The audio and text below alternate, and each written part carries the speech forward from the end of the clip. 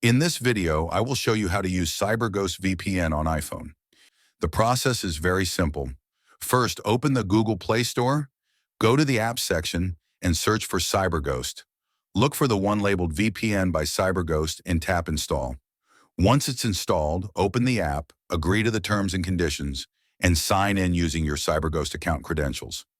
After logging in, the app will take a moment to complete its initial setup, so just allow any required permissions. You don't necessarily have to give location access, but it can sometimes improve server suggestions, so it's up to you. After setup, you can choose any server you want from the list. Once you select a location, CyberGhost will connect automatically. To confirm that everything is working, you can perform a quick test. Visit any IP checking website, such as VPN Mentor, to see your new virtual location. In this example, the VPN successfully showed that I was browsing from the United States, and it didn't even detect that a VPN was being used, which shows how reliable CyberGhost is. And that's all you need to get CyberGhost running on your Android device.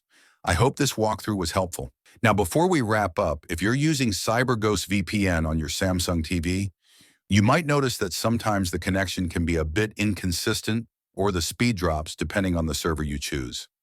That's pretty common with most VPNs when streaming or gaming on smart TVs. So if you're looking for something that performs a bit better overall, NordVPN is the best choice. It offers faster speeds, more stable connections, and extra features that make gaming smoother. I have included a link in the description below to try NordVPN at a great price.